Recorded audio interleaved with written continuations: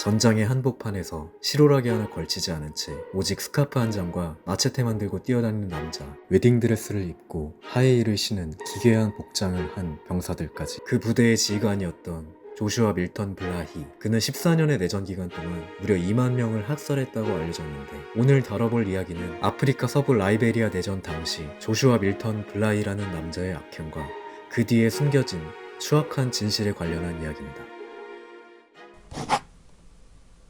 조슈아 밀턴 블라히는 1971년 라이베리아 수도 몰로비아의 크란 부족에서 태어났습니다. 당시 크란족 사회에는 아동 인신 공양이나 흑마술 같은 원시적인 신앙이 뿌리 깊게 박혀 있었습니다. 그의 회고록에 따르면 블라히는 겨우 7살 때 아버지에 의해 부족 장로들에게 맡겨졌고 11살의 나이에 고위사제로 임명되었습니다. 그는 어린 나이부터 인신공양 의식에 참여했으며 그 과정에서 힘을 키우기 위해 살인과 공양을 멈추지 말라는 악마의 계시를 받았다고 합니다.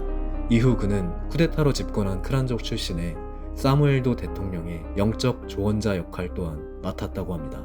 그가 20살이 되던 무렵인 1989년 당시 국민애국전선이라 불리는 MPFL의 반군 지도자 찰스 테일러가 당시 사무엘도 대통령에 대한 반란을 일으키는데, 이는 1차 라이베리아 내전의 발단이 됩니다. 이 반군에 대항하기 위해 라이베리아 민족 해방전선 유리모가 창설되는데, 블라히는 당시 이 단체에서 군벌 지휘관이 되어 싸우게 됩니다. 여기서 그는 역사상 듣도 보도 못한 나체 부대를 만들게 됩니다. 블라히는 자신과 부대원들에게 전투 시 신발과 부적 외에는 아무것도 입지 말 것을 명령했는데, 알몸 상태가 총알로부터 자신을 막아줄 것이라는 기괴한 신념 때문이었습니다. 마을에서 약탈한 하이힐을 신거나 여성 옷차림에 화려한 가발을 쓴 기괴한 차림으로 전투를 하는 경우도 있었다고 합니다. 이들의 기행은 여기서 끝이 아니었습니다. 블라히와 그의 부대는 내전 기간 동안 수많은 잔혹행위를 저지릅니다. 특히 전투에 임하기 전 그와 부대원들은 죄 없는 마을 사람들을 죽이고 피를 마시기도 했으며 사람 머리를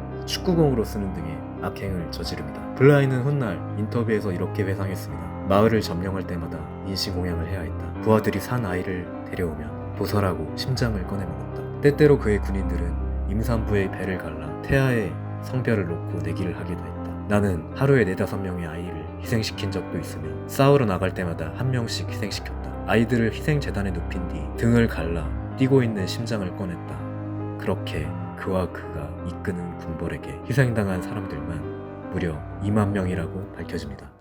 2만 명의 목숨을 앗아간 이 잔혹한 학살극은 1996년 갑작스럽게 막을 내립니다. 2만 명을 학살한 이 악마는 어느 날 갑자기 눈부신 빛 속에서 예수를 만났다고 주장하며 총을 내려놓고 기독교로 개종합니다. 어제까지 사람의 심장을 씹어먹던 학살자가 하루아침에 나는 죄인입니다라고 울부짖으며 목사가 된 것입니다. 2008년 라이베리아 내전의 전범을 조사하기 위한 진실화해위원회 청문회가 열립니다. 블라히는 자진 출석하여 앞서 말한 자신의 만행을 고백했습니다. 자신이 죽인 사람이 2만 명이 넘는다는 사실까지 말이죠. 청문회 이후 그는 자신이 직접 죽인 피해자들의 유가족을 찾아가 무릎을 꿇고 용서를 구하며 살아가고 있습니다. 하지만 세상을 향한 그의 질문은 여전히 논란의 중심에 서 있습니다. 진심으로 회개하면 모든 죄가 사해지는가? 우리는 이를 어떻게 받아들여야 할까요? 조슈아 블라히는 지금도 목사로서 회개의 삶을 살고 있다고 말하지만 그와 그의 부하들에게 희생당한 2만 명의 생명과 그가 먹어치운 아이들의 심장은